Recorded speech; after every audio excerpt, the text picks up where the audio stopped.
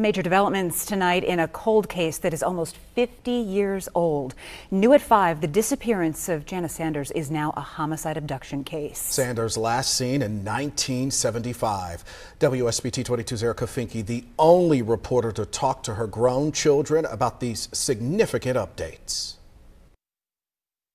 Investigators announced they were reopening 2 cold cases over the summer. Janice Langs out of South Bend and Janice Sanders out of Niles. And while the main suspect in their disappearances died, Janice's kids have not given up hope that they could someday find their mom's remains. Janice Sanders was a young single mom in 1975. Her daughter Dina, 5 years old, and son James, 2 years old. Her children, now in their 50s, are still close, sharing the limited pictures and memories they have of their mom, along with hopes of someday bringing her home. Having to deal with the loss of our mom, and I hate to say that, but I think that's what keeps us close too. You know, it's just knowing that we just don't know where she is, and it's just something we've always had to deal with our whole lives. Over the decades, the siblings believe investigators tried to pick up their mom's case a half a dozen times, only to stop dead in its tracks again. James says the pandemic pushed him to learn more about Janice's case. I've tried to stir the pot a few times in the past, but it's such a complicated case. Cold cases are unique animals, and you know, it takes a while, and we're learning it takes a team. Now, multiple agencies are working her case. Michigan State Police, South Bend Police, the Western Michigan University Cold Case and Environmental Programs, along with Notre Dame's Biochemistry and Engineering departments.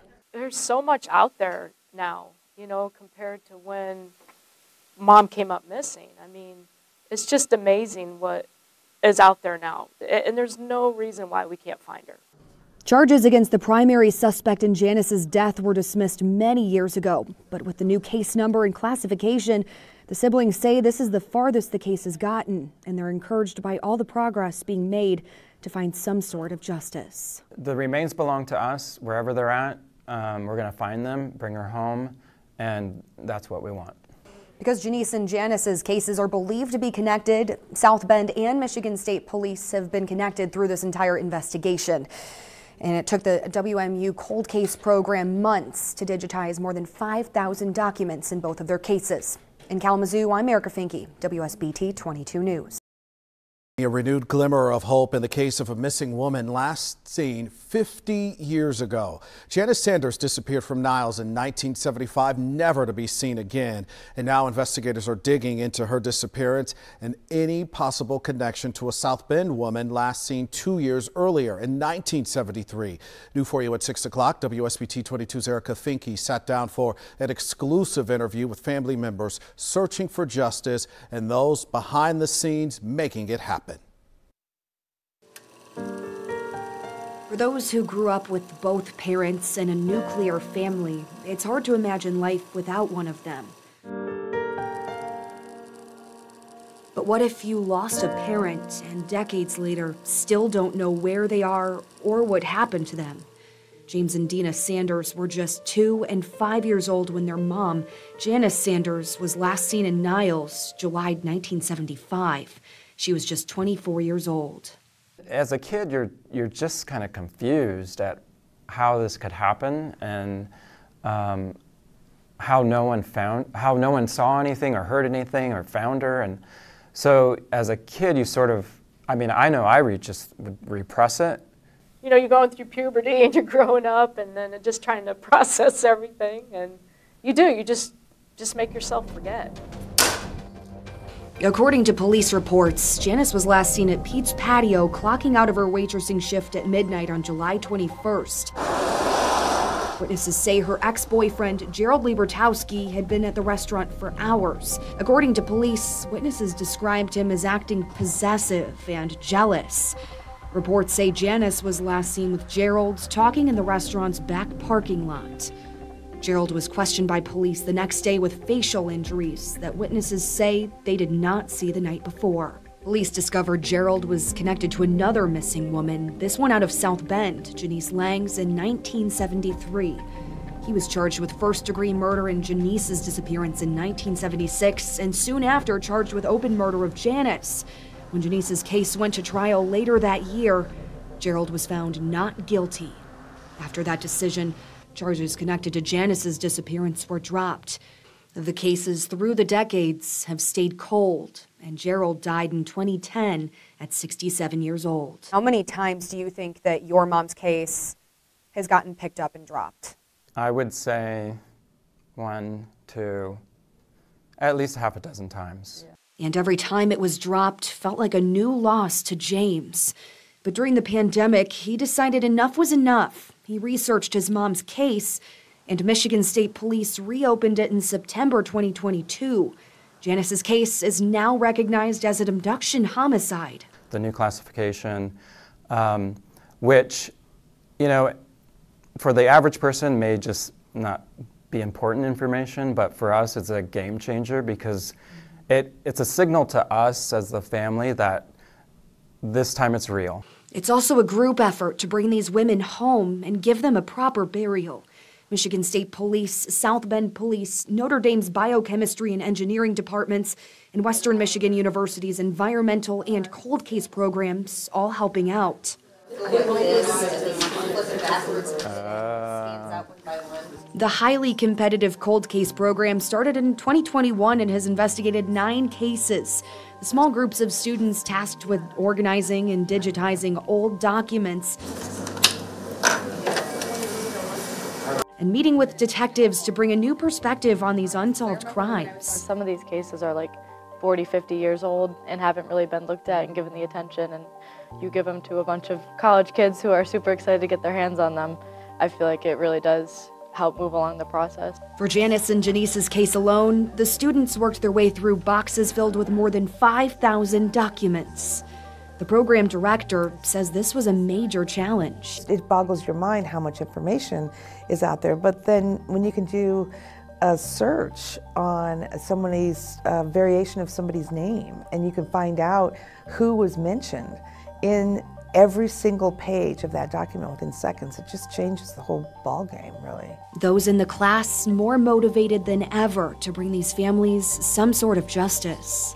Knowing that there are real people still being affected by this, meeting Janice's family, they're still so driven to find answers, and that's what we're doing this for. And James and Dina, more hopeful than ever. And there's no reason why we can't find her. There's got to be no reason why we can't. Just because there's so much technology nowadays, and I just know those students out there, they're going to find her. I know they are. With cold cases, time moves on and some people forget, but that pain remains for those who lost their loved one. But one Michigan State trooper could not shake Janice's case, and he's actually back helping the team investigate. I sat down with him for an interview in his Jackson, Michigan home, and his story only available tomorrow night at 6. For WSBT 22 News, I'm Erica Finke. Momentum building, investigators examining new developments in a 50-year-old cold case. And we brought you the first part of this exclusive story last night at 6. Tonight, we are sitting down with an investigator and families that never lost hope.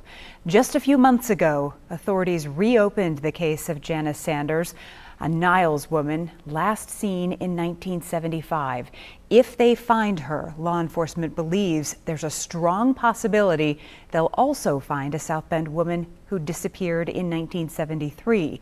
As the renewed efforts gain more traction, WSBT 22's Erica Finke reports a familiar face is back on Janice's case. Throughout the last several decades, Janice Sanders' case was picked up and dropped as leads went nowhere. But former Michigan State Police Detective Sergeant Thomas Travis never let it go. I spent more time, more effort on that case than I could ever tell you. It was complete consternation on my part. I could not get it together. I couldn't put it together. He was on the case from the very beginning, working with what was called the Berrien County Metro Felony Crime Unit. After Janice disappeared and her car was found abandoned in Niles, detectives on her case realized her ex-boyfriend, Gerald Libertowski, had been involved with another woman who went missing a couple years before, Janice Langs of South Bend. The two cases resembled each other so closely that it was pretty pretty good information to us that he was probably the perpetrator and the killer of both girls.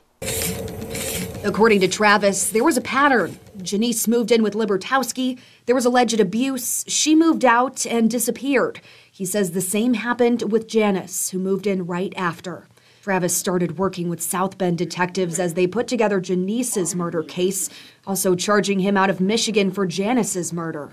They were able to get Libertowski's former business partner, Myron Hunsberger, to testify, Myron claiming he knew Libertowski killed Janice, allegedly helping him cut up and bury her brand new car. Authorities made another discovery during a search of Libertowski's basement. Janice's prescription found in a crawl space. And she had moved out.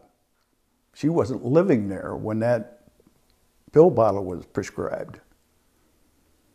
And we found the wallet with credit cards, driver's license, and other information in there. Janice's case went to a trial. A South Bend jury found Libertowski not guilty. After that decision, the Berrien County prosecutor dropped the charges against him for Janice's death. As some would say at the time, no body, no case. But I was not happy with that one. But anyway, we had a good circumstantial case, and no, he wouldn't go for it. But that's the reason that case is still open. Still open because Janice's disappearance never went to trial. Statistics show thousands of women go missing each year. That's a big reason why Travis and other retired detectives are dedicated to helping with cold cases. Now, add to that, how many of them had children?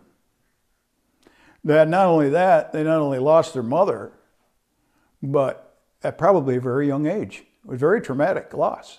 What do you think is different this time around looking at the Jan's cases? Equipment. That's what's different. That's what's going to make the difference if they find something. I got my fingers crossed. I hope they find it. So folders and folders and folders. Janice's kids, James and Dina, now in their 50s, have never seen their mom's case get this far. There's an entire team on these cases that have new faces looking at it. They have new technology they're able to utilize. They've solved cold cases. I mean, now is the time. Solving this case, if we find our mom, we're going to find Janice as well.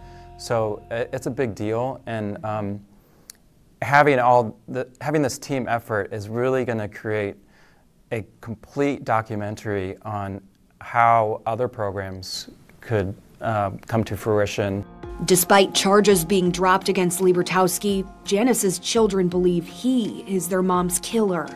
Because he died in 2010, they say there's no chance of getting justice in the court system or finding out what happened to her back in 1975. Yeah, we might not ever know how everything went down or how everything happened, why it happened, but just to know we found her and we can have that peace after so many years. I think that'll be a huge part of us that will finally heal. James and Dina were only 2 and 5 years old when Janice disappeared and don't remember much about their mom. They want others in their situation to know closure can happen, even if it's 50 years in the making. Yeah, so maybe there's a role we can play with solving some of these other cases for closure for those families. And let them know, don't give up. Because we did. Mm-hmm. We did give up for a while. You do. And you do give up. And yeah, it's frustrating. Mm-hmm. But just don't ever give up.